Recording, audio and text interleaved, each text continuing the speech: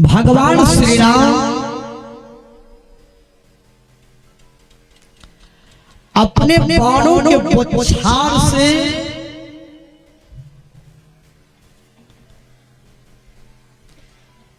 लंकापति रावण का जब धराशाही कर दिया,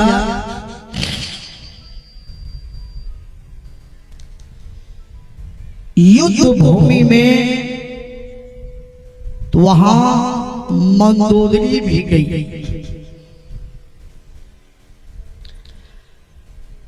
रावण की धर्म पत्नी मंदोदरी भगवान श्री राम से बोली, प्रभु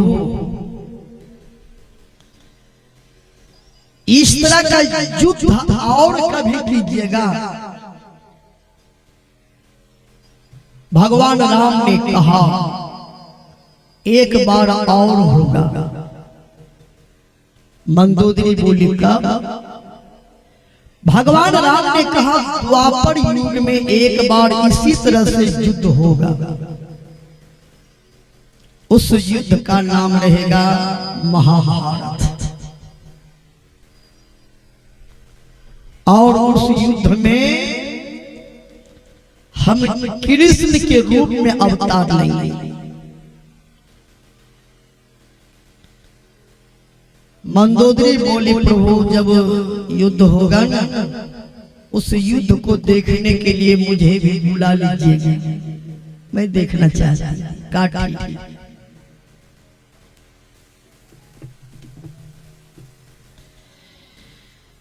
भगवान ने कहा एक बार युद्ध और होगा द्वापर युग में, उस युद्ध का नाम महाभारत।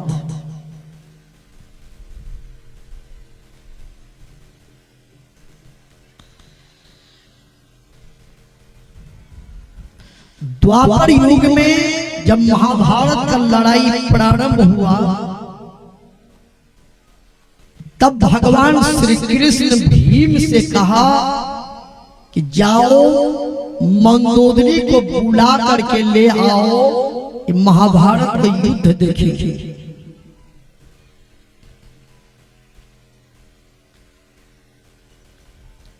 भीम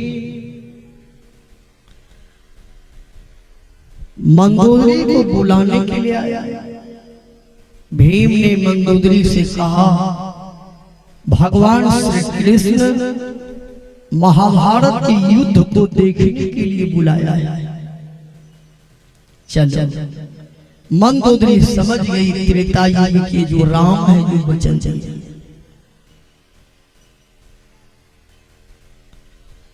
मंदोदरी बोली क्या नाम है? भीम ने कहा मेरा नाम भीम है। अच्छा तो भोजन कर लो। मनुष्य का यही कर्तव्य है कि घर पर आए हुए अतिथि को भोजन के लिए पूछा। भोजन के लिए नहीं पूछ सकते तो बैठने के लिए आसन दिया। बैठने के लिए आसन नहीं दे सकते, एक गिलास पानी पिलाया। एक गिलास पानी भी नहीं पिला सके तो दो मीठा बोल बोला करो। दो मीठा बोल नहीं बोल सके तो मुस्कुराहट दिया करो। मुस्कुराहट भी नहीं दे सके तो चुल्लू भर पानी में डूब मरो।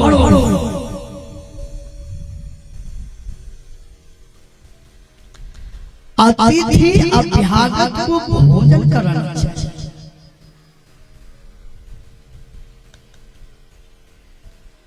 धान का श्रृंगार है अतिथि सेवा। कोई अतिथि रुष्ट होकर के नहीं चला जाए।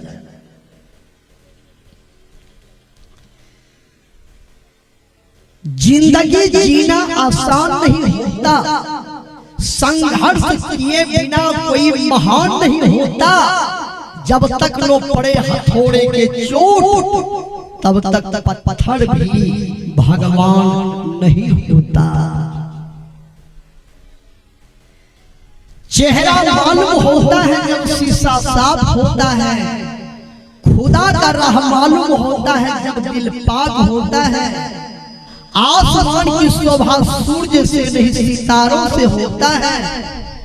मकान की शोभा दीवार से नहीं दीवारों से होता है। मानव की शोभा गद्दारों से नहीं वफादारों से होता है। डरते रहो यह जिंदगी बर्बाद न हो जाए, भूल कर किसी जीव का अपकार न हो जाए। अतिथि अभ्यागत को भोजन कराना चाहिए। मंदोदरी बोली भीम भोजन कर। भीम ने कहा माता जी भोजन तो हम कर लेते, लेकिन स्नान नहीं किए। मंदोदरी बोली स्नान कर लो। तो भीम ने कहा कहाँ स्नान करेंगे। मंदोदरी बोली बगल में एक पोखर है, वहीं जाकर के स्नान कर।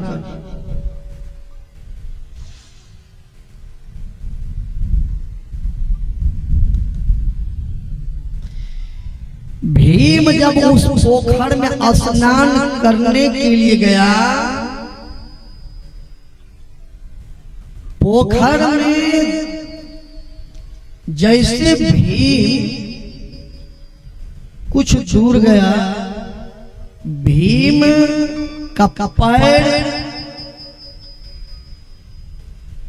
पानी के अंदर में लगा कि किसी चीज में ये फंस गया। पूरा ताकत भीम ने लगाया, पैर को उठाया, लेकिन पैर को निकाल नहीं सका। इतना मजबूती से दोनों पैर भीम का फंस गया। बहुत देर से खड़ा है। मंदोदरी गई, बोली भीम स्नान करते रहोगे, निकलो ना। भीम ने कहा मां स्नान भी नहीं किए हैं, मेरा पैर लगता है कि अंदर में किसी ने पकड़ लिया। तो मंदोदरी बोली ताकत लगा करके निकल जाओ। कहा पूरा ताकत लगा दिए, ताकतें काम नहीं कर रहा। मंदोदरी बोली कितना ताकत है तेरे शरीर में। कहा 10,000 हाथी का बल है। कहा लगा दो। कहा लगा दिए, फिर भी फेल कर गए। मंदोदरी भीम का हाथ पकड़ करके खींच करके बाहर। मंदोदरी बोली भीम चलो भोजन कर लो, चले जाओ। उस युद्ध को मैं देखने नहीं जाऊंगी। कहा क्यों। मंदोदरी बोली राम रावण के युद्ध से महाभारत का युद्ध कमजोर युद्ध होगा, पता चल गया। भीम ने कहा मां कैसे पता लगा। कहा जिस पोखर में स्नान किए हो वो जानते हो पोखर कैसे बना है। कहा नहीं। मंदोदरी बोली कुंभकर्ण का नाम सुने हो। कुंभकर्ण का नाम। कहा कुंभकर्ण का नाम सुने हैं। क्या कुंभकर्ण तो मेरा देवर ही था ना। कहा कुंभकर्ण का लंबाई 24 किलोमीटर।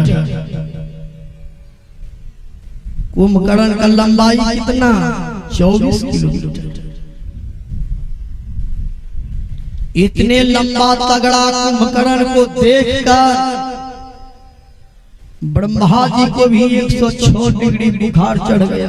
पूरे देश का अनाज ये 5 दिन में खा जाएगा।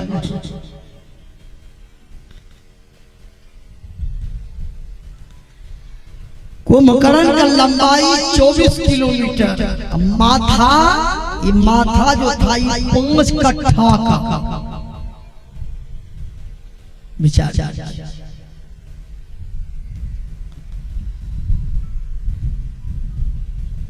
जब भगवान श्री राम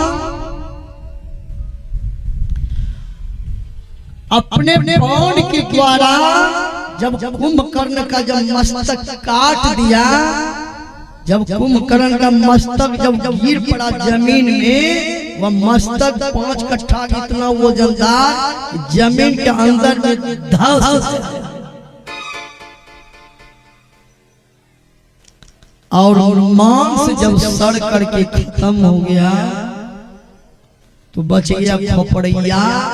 उसी खोपड़िया में पानी भर गया था, जो वह पोखर के तरह लगता था। उसी कुंभकर्ण के खोपड़िया में भीम ने स्नान किया और दोनों पैर फंस गया था भीम का कुंभकर्ण के खोपड़िया, निकल नहीं सका। तब मंदोदरी ने खींच करके निकाला। मंदोदरी बोली, जा